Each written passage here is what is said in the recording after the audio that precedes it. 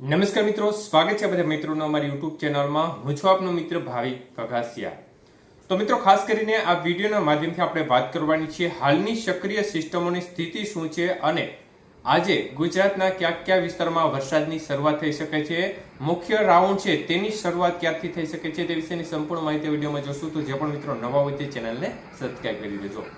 તો મિત્રો, ખાસ કરીને સિસ્ટમની સ્થિતિ જોવા જઈએ તો સિસ્ટમ હવે બંગાળની ખાડીમાંથી આગળ વધી જમીની ભાગો ઉપર આવી ગઈ છે અને સિસ્ટમ આવનારી 24 થી લઈને 36 કલાકની અંદર મજબૂત થશે અને વેલમાર્ક લો પ્રેશરમાં ફેરવાઈ જશે અને સિસ્ટમ હાલ આંધ્રપ્રદેશના ભાગો નજીક છે ત્યાંથી ક્રમશઃ આગળ વધશે અને ધીમે ધીમે ગુજરાત તરફ પ્રયાણ કરશે. તો મિત્રો, ખાસ કરીને સિસ્ટમનો ટ્રફ હવે મધ્યપ્રદેશ અને મહારાષ્ટ્રના ભાગો સુધી આવશે એટલે ધીમે ધીમે ગુજરાતના ભાગો તરફ પણ તેનો ટ્રફ પહોંચી જશે, જેને કારણે આજથી જ વરસાદની શરૂઆત જોવા મળશે. મુખ્યત્વે આવનારી 24 કલાકની અંદર વરસાદના વિસ્તારો વિશેની વાત કરીએ તો મિત્રો, ખાસ કરીને ગુજરાત રીજનના ભાગો એટલે કે દક્ષિણ ગુજરાતના ભાગો છે, મધ્ય પૂર્વ ગુજરાતના ભાગો છે, તેમાં સૌ પ્રથમ અસર વર્તાવા લાગશે સિસ્ટમની અને આજેથી આ ભાગોમાં છૂટો છવાયો વરસાદની શરૂઆત થઈ જશે.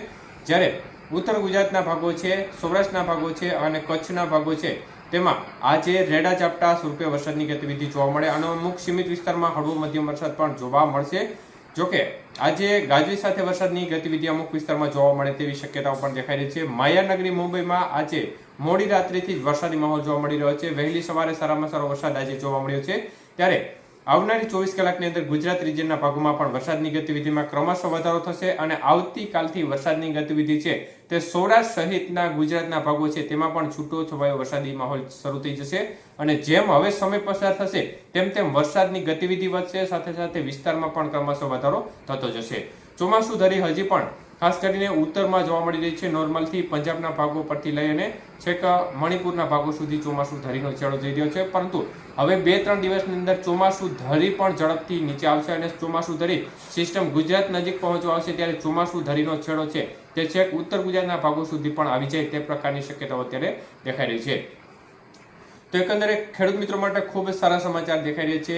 વરસાદની ગતિવિધિમાં આજથી જ ક્રમશઃ વધારો થવા તરફ રહેશે. ગુજરાત રીજનના ભાગોમાં સૌપ્રથમ દક્ષિણ ગુજરાતના ભાગોમાંથી શરૂઆત થઈ જશે, ત્યારબાદ મધ્ય પૂર્વ ગુજરાતના ભાગોમાં પણ આવનારી 24 કલાકની અંદર વરસાદની ગતિવિધિ ક્રમશઃ જોવા મળશે.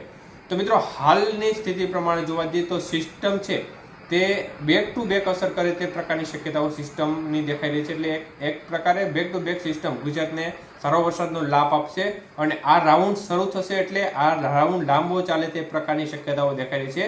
જો સિસ્ટમ ગુજરાત ઉપર આવીને અરબી સમુદ્રમાં જશે તો આની સાથે સાથે એક પ્રકારે અરબી સમુદ્રના ભેજયુક્ત પવનો પણ સીધા ગુજરાતમાં આવશે અને બીજી સિસ્ટમ ખાસ કરીને ગુજરાત નજીક આવશે તો આ બંને સિસ્ટમ વચ્ચે એક પ્રકારનું ચક્કર ચાલતું હોય તે પ્રકારની ગતિવિધિ જોવા મળશે અને સતત એકધારી વરસાદની ગતિવિધિને કારણે જે અરબી સમુદ્રના પવનો છે તે પણ સતત ભેજયુક્ત પવનોની સપ્લાય કરતું રહેશે, જેને પરિણામે ગુજરાતને ખૂબ સારામાં સારો વરસાદનો લાભ મળે તે પ્રકારની શક્યતાઓ અત્યારે વિવિધ મોડેલોની અપડેટમાં દેખાડી રહ્યા છે. અત્યારે અમુક મોડેલો તો વરસાદની માત્રા અત્યંત ડેન્જર ઝોનમાં અમુક વિસ્તારોને બતાવી રહ્યા છે અને આપણે એવી સ્થિતિ દેખાઈ રહી છે અને આપણને આશા છે કે 25 તારીખ સુધીના સમયગાળા દરમિયાન અમુક એવા સેન્ટરો હશે જેમાં વરસાદના આંકડા છે તે 10 થી 15 ઇંચ સુધીના હોઈ શકે છે અને અમુક સેન્ટરોમાં એનાથી પણ વધી જાય, જેમાં દક્ષિણ ગુજરાતના ભાગો પણ હોઈ શકે છે.